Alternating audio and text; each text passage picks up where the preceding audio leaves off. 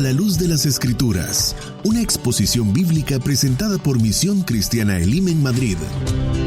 Haz de la palabra de Dios una luz que alumbre tu caminar diario.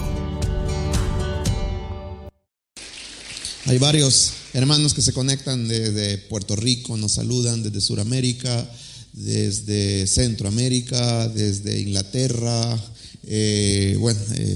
desde aquí de Madrid, ¿verdad, hermanos que están en casa siguiendo el servicio? Barcelona, Jaén, varios hermanos que están ahí pendientes. Bienvenidos también. Génesis capítulo 9, verso 18 en adelante, dice la palabra del Señor. Hoy vamos a leer en la Nueva Traducción Viviente, que es una traducción de la Biblia que a mí me gusta bastante también. Los hijos de Noé que salieron de la barca con su padre fueron Sem, Cam y Jafet. Cam es el padre de Canaán. De esos tres hijos de Noé provienen todas las personas que ahora pueblan la tierra. Después del diluvio, Noé comenzó a cultivar la tierra y plantó un viñedo. Cierto día, bebió del vino que había hecho y se emborrachó. Y estaba recostado y desnudo dentro de su carpa. Cam, el padre de Canaán, vio que su padre estaba desnudo y salió a contárselo a sus hermanos. Entonces Sem y Jafet tomaron un manto, se lo pusieron sobre los hombros y entraron de espaldas a la carpa para cubrir a su padre. Mientras lo hacían, miraban por otro lado o para otro lado a fin de no ver a su padre desnudo. Cuando Noé despertó de su estupor, se enteró de lo que había hecho Cam, su hijo menor. Entonces maldijo a Canaán, el hijo de Cam. Maldito sea Canaán, que sea el más inferior de los siervos para con sus familiares. Entonces dijo Noé: y bendito sea el Señor, Dios de Sem, y sea Canaán su siervo. Y que Dios extienda el territorio de Jafet, que Jafet comparta la prosperidad de Sem, y sea Canaán su siervo. Amén. Pueden tomar su asiento, por favor.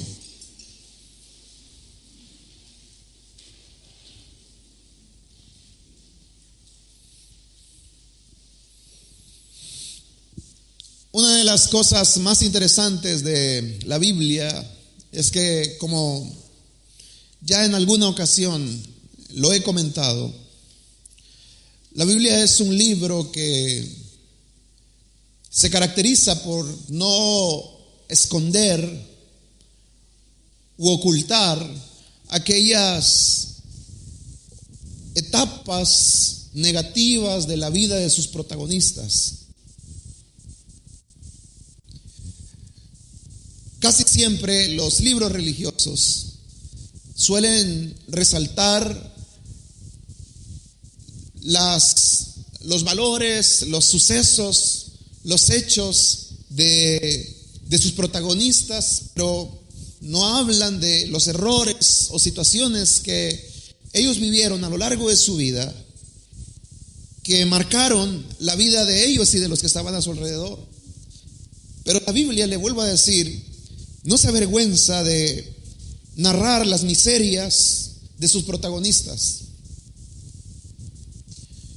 La razón por la que la Biblia es tan explícita a la hora de contarnos esta serie de vivencias de sus protagonistas es porque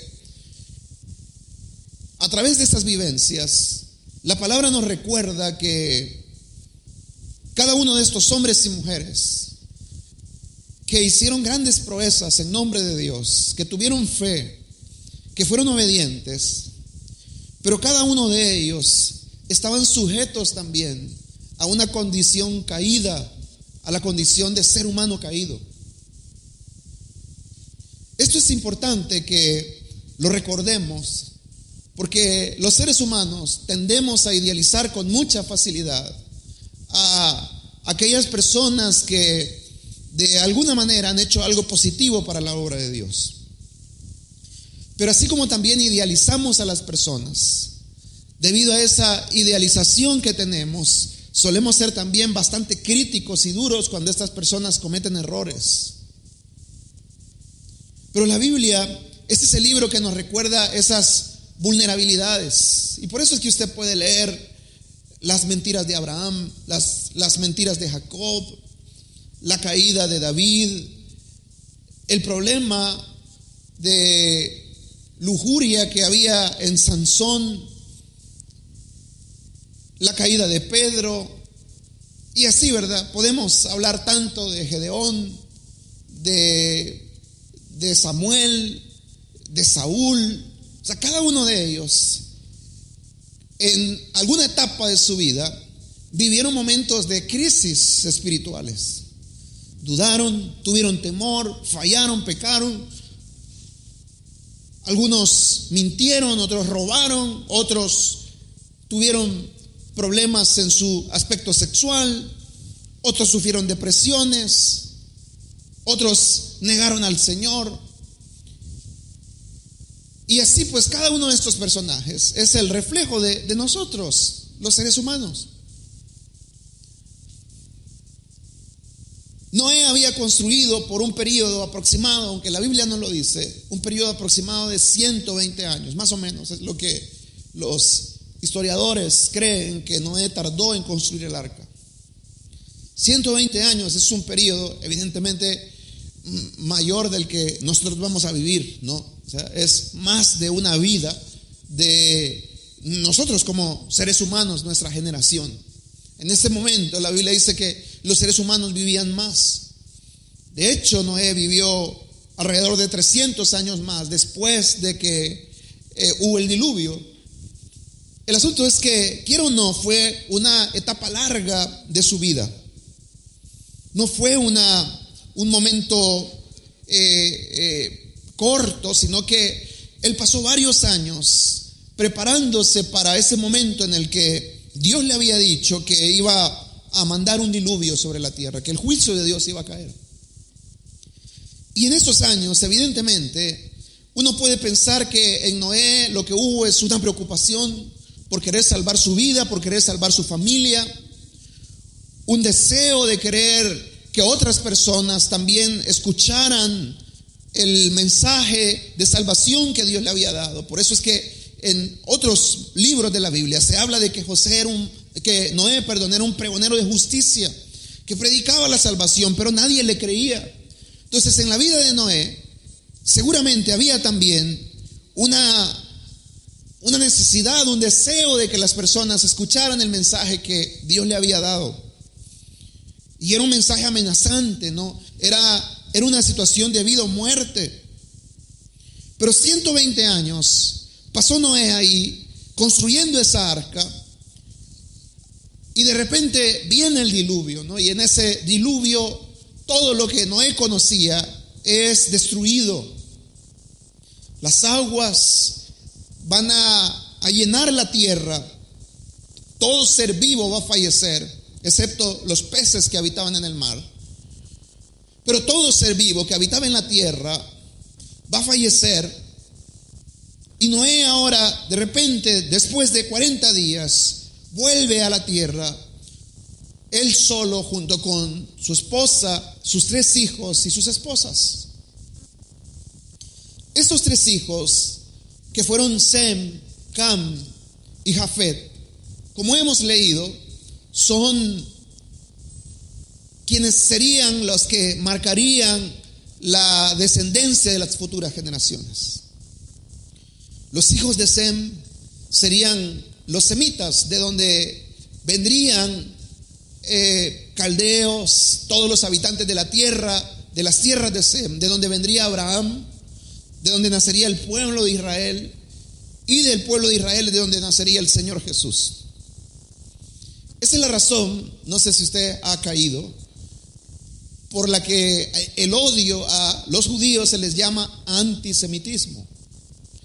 Y es antisemitismo porque descienden de Sem, el hijo de Noé. O sea, los israelitas son semitas y por eso se les llama el odio al pueblo judío antisemitismo. Antisemita es alguien que odia a la raza judía. Bien, pues estos semitas, como ya les dije, llegarían a ser una parte importante de la raza, sobre todo de los que habitan en el Medio Oriente. Después está Cam, y Cam, como ya leímos, sería el padre de los cananeos. Y después está Jafet, y de Jafet nacerían los pueblos que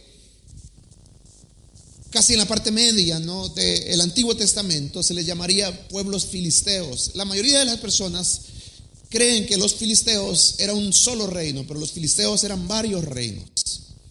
O sea, no es que era una sola nación, sino que eran varios reyes filisteos. Así como los cananitas, si usted lee, ¿no?, el libro de Josué, usted verá que los cananitas eran varios reinos, eran varias ciudades que tenían sus reyes, pero todos eran cananitas.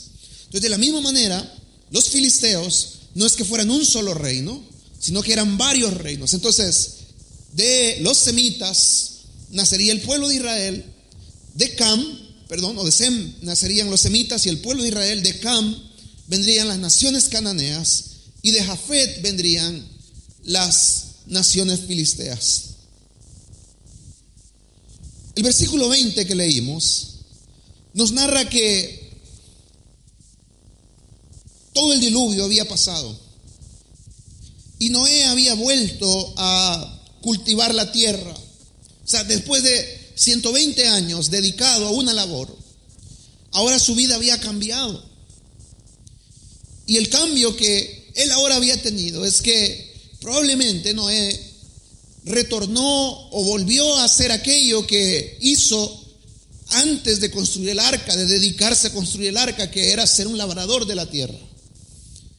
En ese tiempo no existía la industria, no existía sistema de educación o la manera en la que nosotros hoy vemos la vida laboral, sino que las personas se dedicaban a la caza, a la pesca y a la siembra, al trabajo de la tierra. No había otro tipo de trabajo. Entonces, seguramente Noé, después de, le vuelvo a decir, 120 años dedicado a una labor, ahora regresa nuevamente a hacer aquello que un día hizo. Y es que, como dice el versículo 20, Noé comenzó a cultivar la tierra y plantó un viñedo. ¿De dónde sacó la cepa para construir el viñedo? Si en teoría todo se había destruido, eso ya no nos lo dice la Biblia. Probablemente él llevaba semillas o llevaba algo en el barco. La cosa es que plantó un viñedo. Pero vea lo que le estoy diciendo, y es que este cambio en la vida de Noé, que había sido intachable, si usted recuerda la parte inicial de la vida de Noé, una de las cosas que se narra de Noé es que Noé era un hombre justo, era un hombre intachable. De hecho, se nos dice que Noé caminaba con Dios.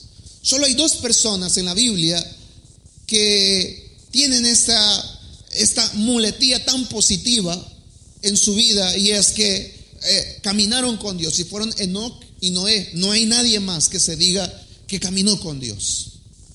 Evidentemente sabemos que Abraham caminó con Dios y que los otros hombres caminaron con Dios, pero de Noé y de Enoc, de manera literal, se nos dicen que fueron hombres que caminaron con Dios, justos, hombres íntegros en su vida.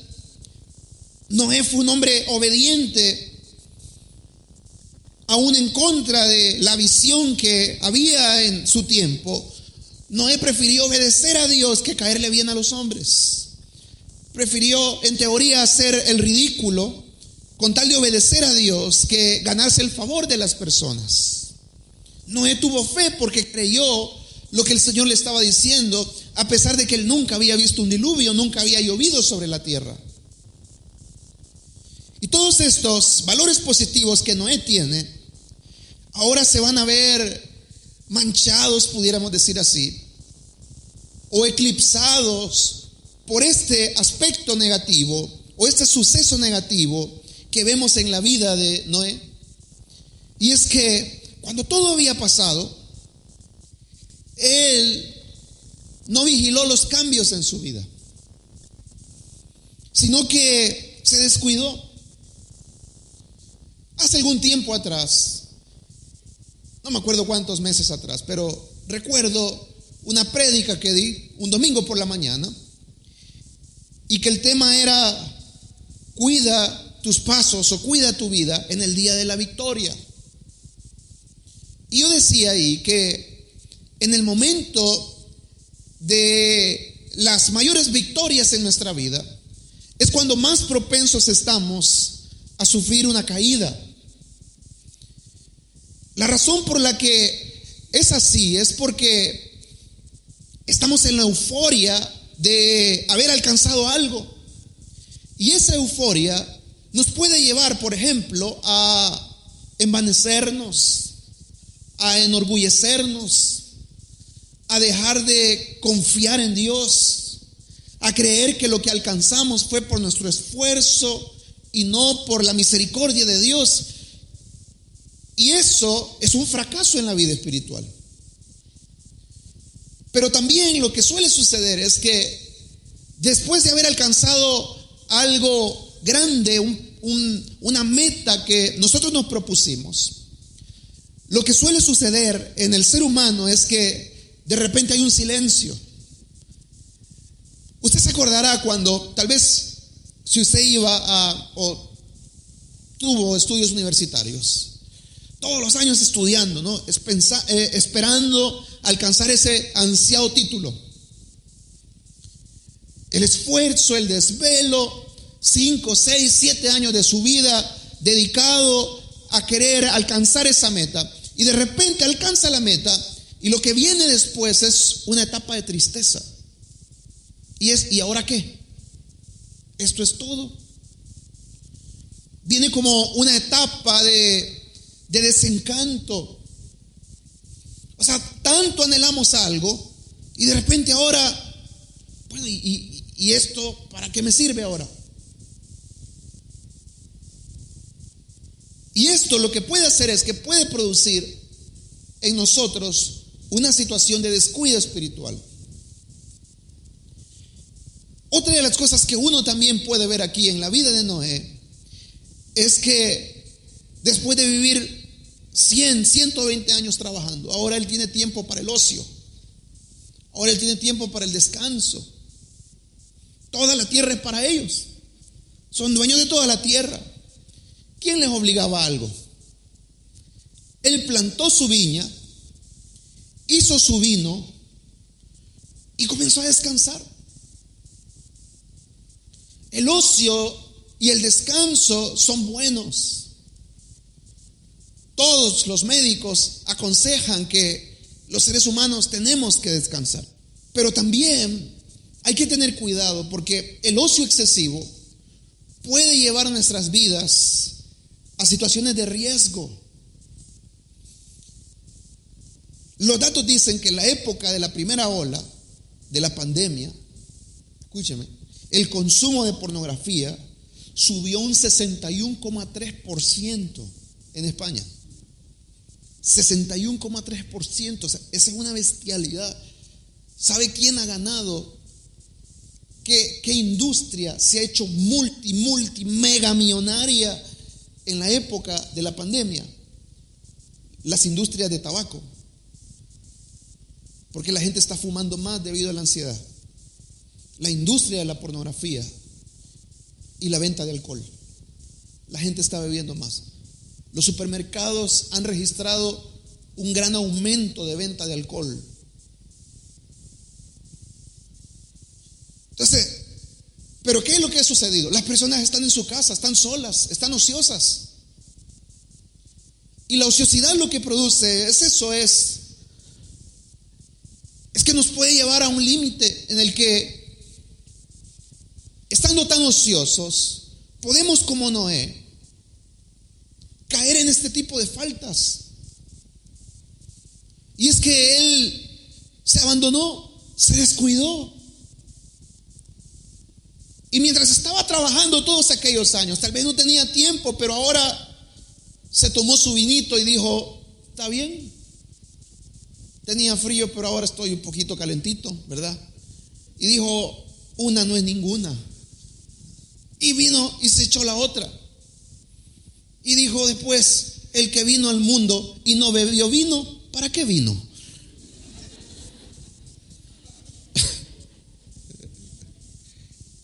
Y entonces vino y agarró la otra. Y de repente no se dio cuenta y terminó, como dice el versículo 21, borracho y desnudo. Hermanos, el alcohol no es un juego. Yo entiendo que el beber alcohol es una situación muchas veces cultural. En Europa, pues una persona se bebe una copa de vino. En Alemania, desde pequeños los ponen a beber cerveza. La cerveza es como parte de la historia de los alemanes. No, ellos no pueden vivir sin la cerveza. Entonces, muchas personas beben.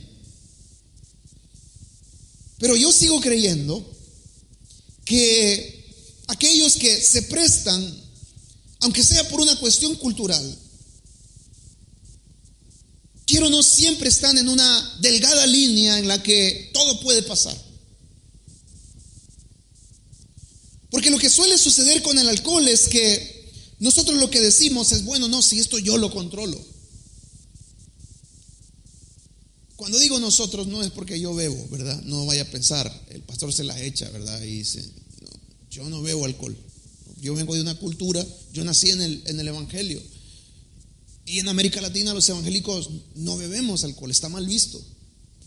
Pero está mal visto no porque se tenga algo en contra del alcohol, sino es por los estragos que el alcohol ha hecho a lo largo de la historia.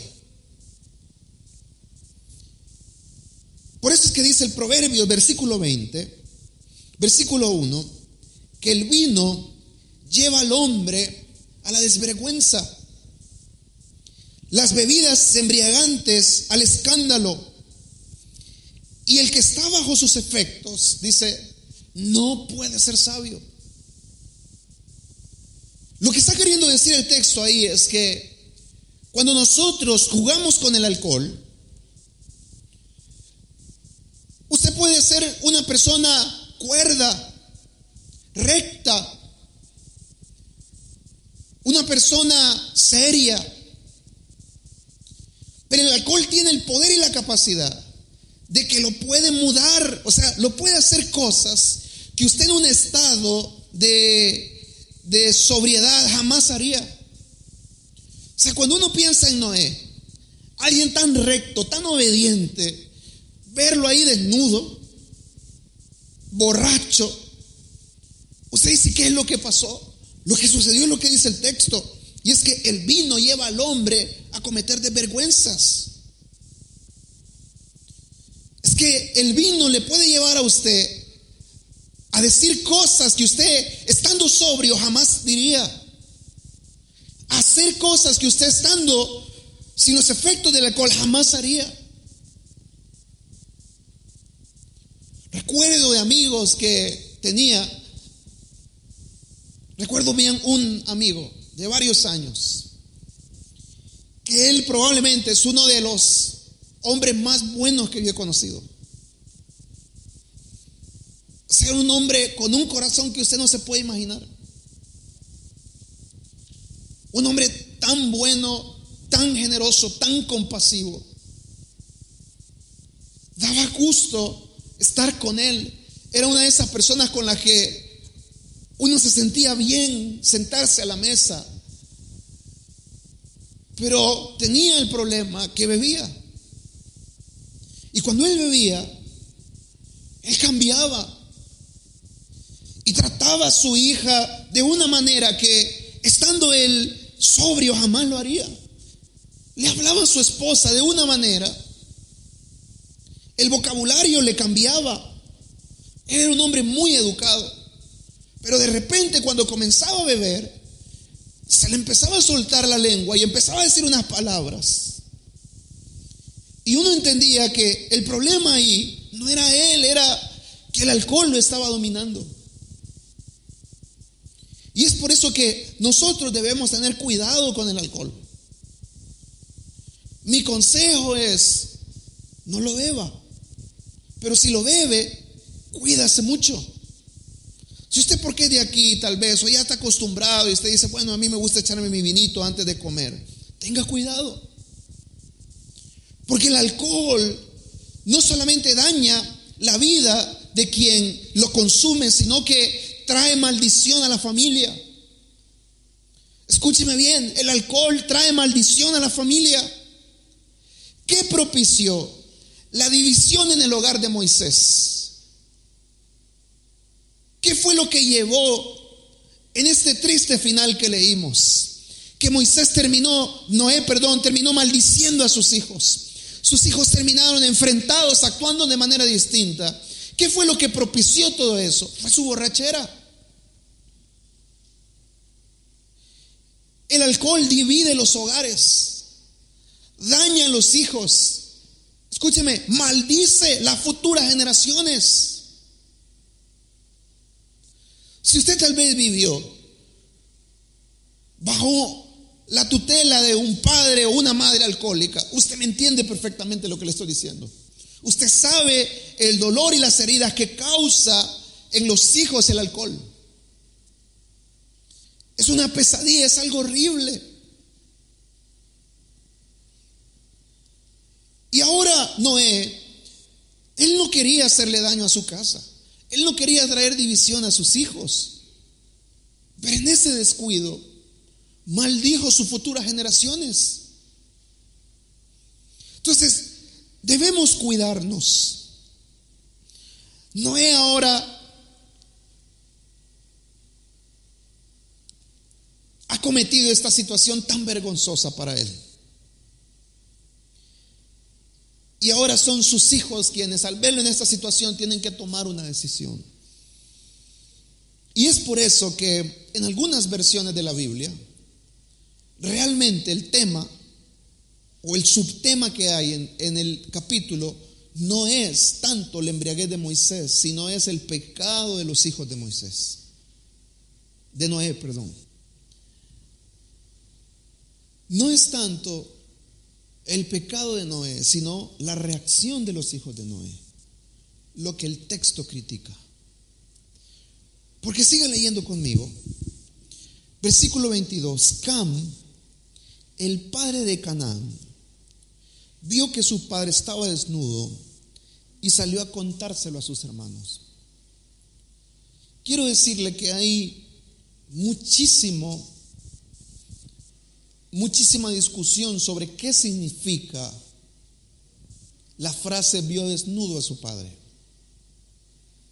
Esta frase, algunos consideran que es un eufemismo. Un eufemismo es cuando en el lenguaje bíblico se intenta suavizar una imagen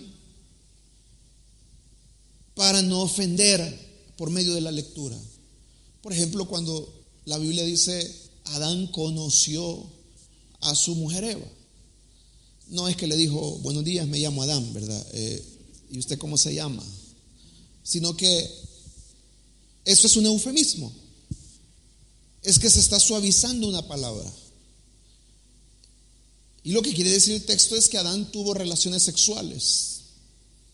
O cuando usted lee en otros textos que dice y fulanito cubrió sus pies. Cubrió sus pies es que tenía necesidades fisiológicas, ¿verdad? Pero ¿por qué dice cubrió sus pies? Porque puede resultar no sé, antiestético, no sé cómo podría decirle, algo tal vez un poco grotesco la imagen. Entonces lo que sucede es que se utiliza este recurso, estos eufemismos, para suavizar la lectura. Entonces, cuando se habla de que estaba desnudo Noé, ahí, hermanos, hay una serie de hipótesis de lo que pudo haber pasado. Y yo quiero decírselo, quiero narrárselo porque Porque puede que usted lea mucho por internet de qué fue lo que pasó sobre este texto, porque parece bien incierto. Primero porque, por ejemplo, la maldición que Noé hace, no la hace sobre Cam, sino que la hace sobre su nieto Canaán.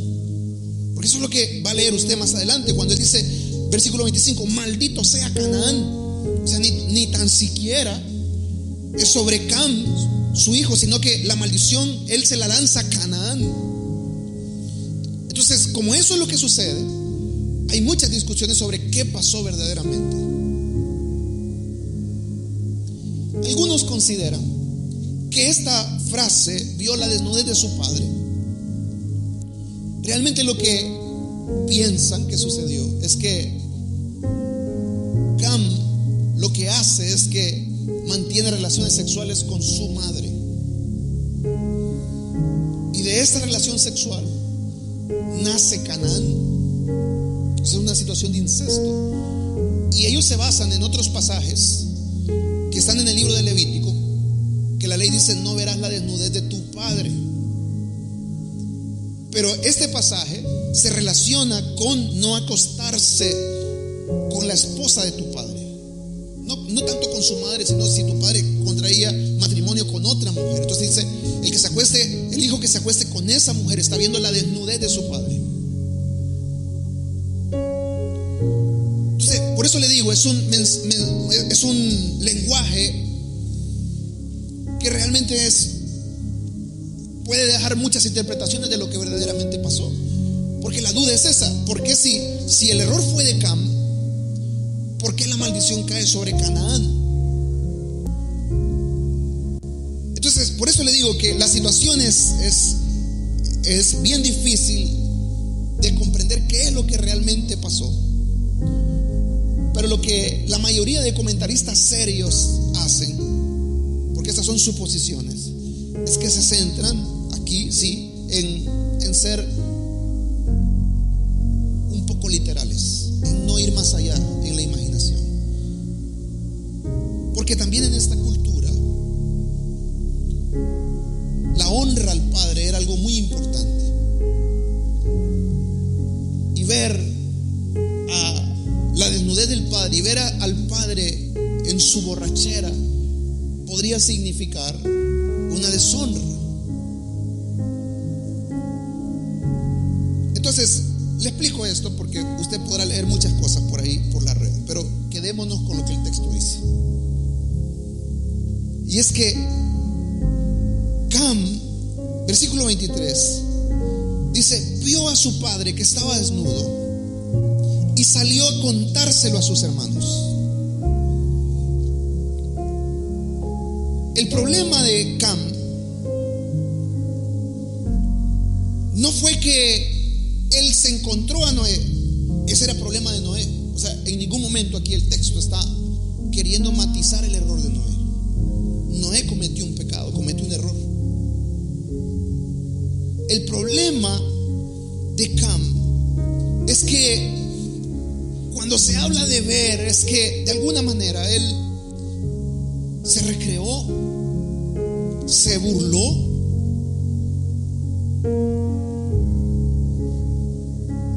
no fue un miro, porque si usted dice: yo entro a un cuarto y veo a mi padre, no, yo qué culpa tengo, ¿verdad? O sea, no me puedo quitar los ojos.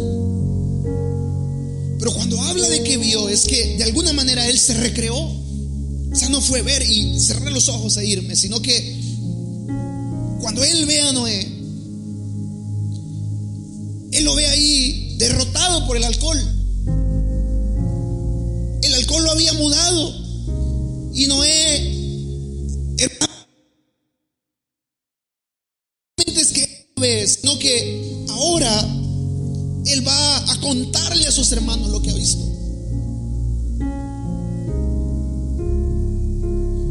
Él, al ver a Noé, lo que podía haber hecho es cerrar los ojos y decir: mi padre está mal, entonces voy a ir y lo voy a cubrir, y voy a entrar otra vez con mis ojitos cerrados y tapo, cierro la puerta, y que nadie se dé cuenta lo que ha pasado, ya que mi papá se levante el día de mañana y aquí nada ha pasado. Pero el problema de Cam es que él no solamente ve, sino que ahora se encarga de ir a contarle a sus hermanos lo que ha ocurrido.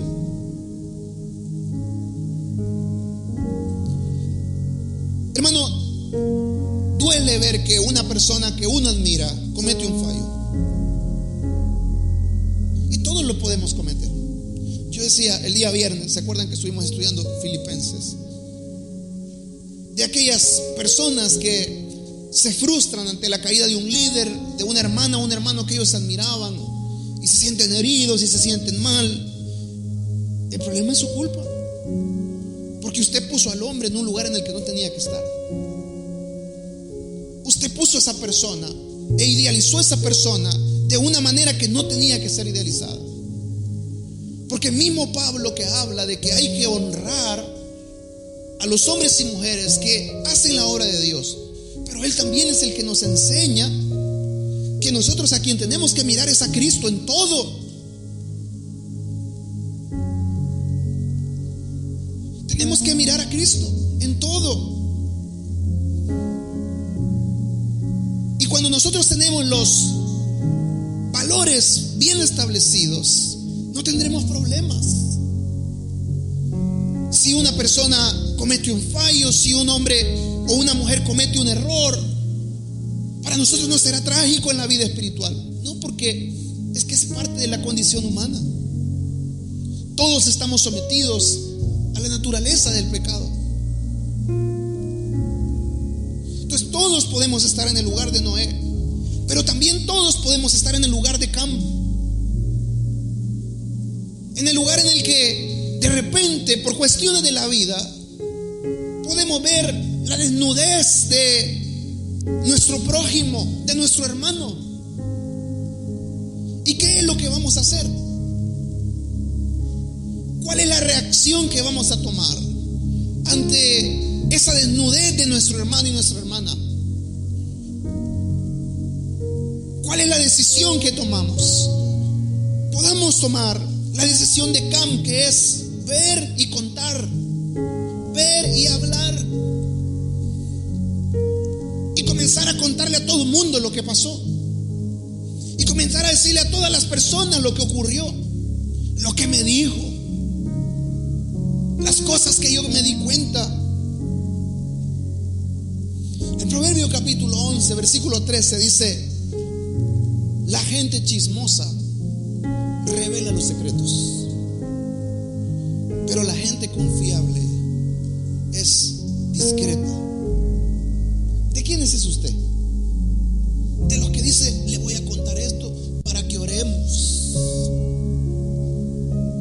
Hemos hecho un grupo de WhatsApp para orar por esta persona.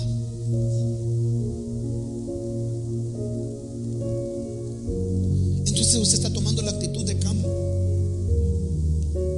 que es la actitud de ver y hablar, ver y contar. Yo no sé si usted ha vivido situaciones en las que se ha descubierto errores, cosas que usted cometió o hizo, y duele ver la actitud de algunas personas. Duele. Entonces Cam toma esa decisión, pero el gesto que tiene Semi Jafet es un gesto contrario al de Cam, porque dice el versículo 23, dice: entonces Semi y Jafet tomaron un manto, se lo pusieron sobre los hombros y entraron de espaldas a la carpa para cubrir a su padre. Mientras lo hacían, miraban para otro lado a fin de no ver a su padre desnudo. Cuando esto llegó a ellos, cuando Cam llega con la gran, entre comillas, noticia, el gesto de ellos es un gesto evidentemente de dolor. Pero ellos no llegan, voy a ver si es cierto, sino que dice que ellos deciden tomar un manto. Y seguramente quien lleva aquí la voz cantante, porque es el mayor, es Sem. O sea, es Sem quien le dice a Jafet: Jafet, entraremos, pero no veremos la desnudez de nuestro padre. Y dice que entran de espaldas para no ver a su padre. Pero ¿qué es lo que ellos están haciendo aquí? Es esto, mi hermano, es que los seres humanos somos buenos para resaltar lo malo de una persona. Y cuando algo malo sale a la luz, las personas olvidamos todo lo bueno que ellas hicieron.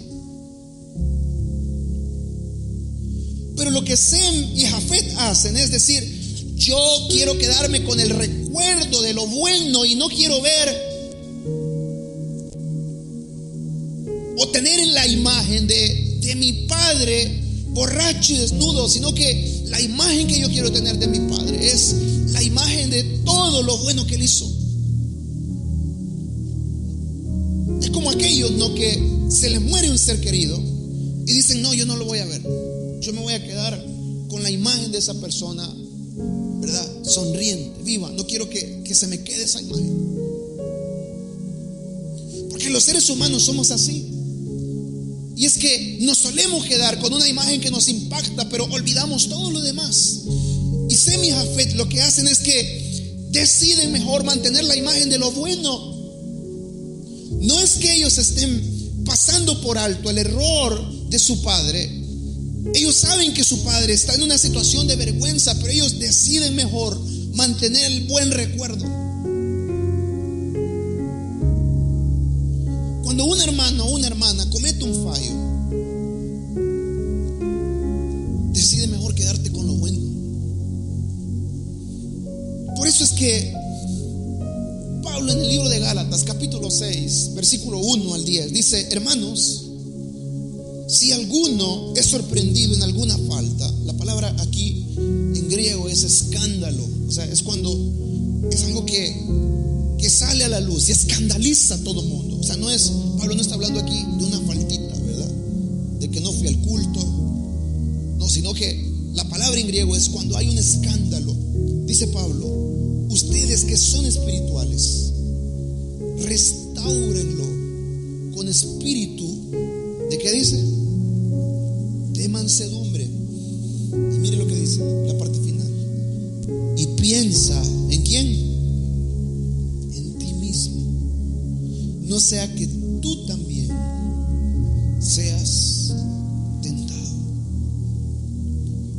Cuando Sem y Jafet deciden no ver a su padre de alguna manera, ellos están prefiriendo mejor verse a sí mismos antes que ver a su padre.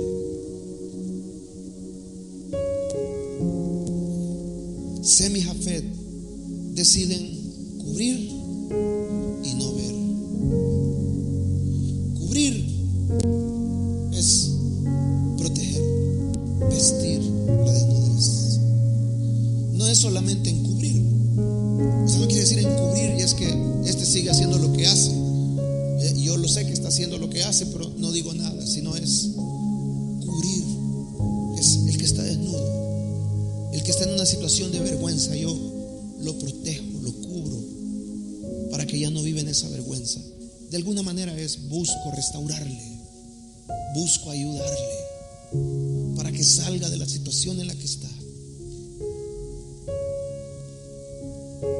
Finalizo esta mañana. ¿Qué decisión tomas? No es tanto el error que tú y yo podamos cometer, que lo vamos a cometer. Podremos estar en la posición de Noé, pero también podremos estar en la posición de Cam o en la posición de Sem y Jafet. ¿De quién vas a ser?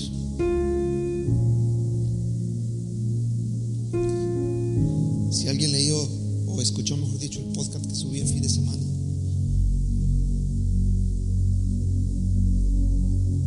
hablo de esa visión de una iglesia donde podamos con libertad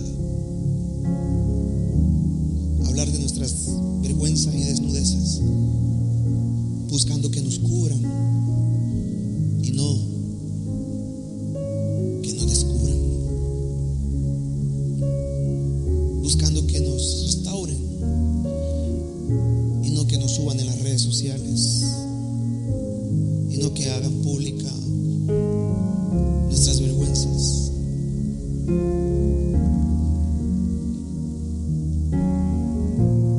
Dios que es justo conoce todo. Y ante lo que había pasado, dice el verso 24, Noé despertó. Diga conmigo, Noé despertó. Escúcheme, todos los que son hombres y mujeres de Dios, un día usted los puede ver en el suelo, pero van a despertar de donde están. Dios los va a levantar, porque Dios levanta a los suyos. Todos los que son hombres y mujeres de Dios, todos aquellos que son llamados y tienen un propósito de Dios. Por eso dice la Biblia, 7 veces cae el justo y 7 veces el Señor lo levantará. Hoy tú lo ves postrado, hoy puedes ver un hermano, una hermana postrada, pero no te preocupes que Dios lo levantará de ahí. Pero cuando Dios lo levante de ahí, ¿qué verá? ¿Qué verá? ¿Qué le llegará a los oídos? No, si la hermana fulanita es la que se encargó de propagar la noticia, ¿qué verá? Noé se despertó, y por eso me gusta esta versión, porque dice, cuando Noé despertó de su estupor, de la situación en la que estaba, él se enteró. Y yo siempre digo esto: Dios sacará a la luz todos los pecados, pero también en situaciones como estas, en las que una persona cae, Dios saca a la luz el corazón de muchos. Dios saca a la luz la espiritualidad de muchos que, creyendo ser a la hora de las horas, no son. Dios saca a la luz lo que hay en el corazón. Dios, miren, en situaciones como estas, Dios saca a la luz los legalistas. Los fariseos y saduceos dentro de la iglesia son los primeros en salir. Y Dios también saca a la luz a los de corazón compasivo. Quiero finalizar. No quiere decir aquí que el texto esté diciendo lo que Noé hizo, pobrecito, ¿verdad? Es bueno, los malos son, o el malo es Cam. El pecado de Noé es el pecado de Noé, y la vida de Noé quedó manchada por este suceso trágico.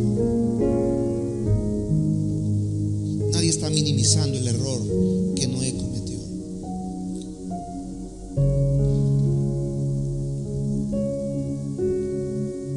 Pero ante los errores del prójimo, ¿qué decisión tomaremos?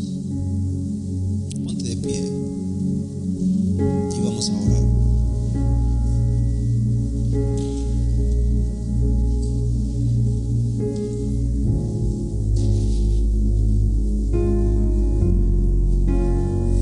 Noé se despertó de su estupor y cuando se dio cuenta de lo que había pasado, maldijo a Canaán, maldijo a Cam, maldijo a Canaán.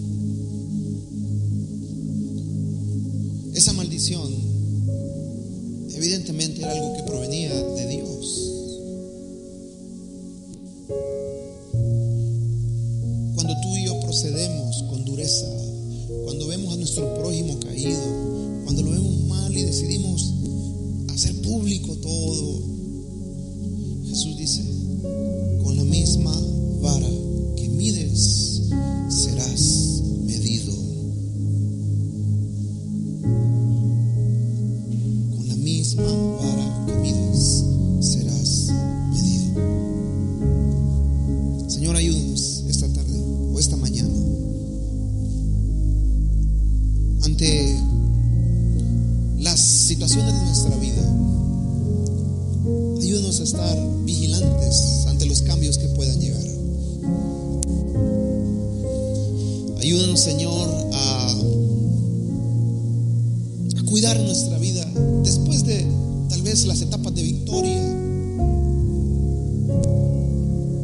después de que venga el vacío, cuando hemos alcanzado algo, ante el ocio. Ayúdanos a cuidarnos. Libra nuestra vida de adicciones, Señor, porque las adicciones solo destruyen, hieren familias, traen maldición. Las futuras generaciones son marcadas por esas adicciones. Libra nuestras casas de adicciones, libra nuestros hogares del alcohol, de la pornografía, Libra, Señor, nuestra casa y nuestros hijos de que vivan estas situaciones tan nocivas que traerán división, que causarán heridas. Pero, Señor, también líbranos cuando nos toque, tal vez por circunstancias que ni nosotros buscábamos, ni tampoco somos culpables, ver la desnudez de nuestro hermano. Líbranos de contemplar su desnudez, de gozarnos ante la caída del otro. Líbranos de que nuestros labios, en vez de restaurar, Señor, sean golpes mordaces que terminen de hundir más al prójimo. Líbranos y ayúdanos a como sé mi Jafet, ayúdanos a cubrir, ayúdanos a restaurar, ayúdanos a no ver y no contemplar tanto los errores del prójimo, sino vernos nosotros mismos, ver nuestros fallos, pensar en nosotros, porque también nosotros podemos ser tentados. En el nombre de Jesús, Señor, que ante todo predomine el amor en nuestras vidas.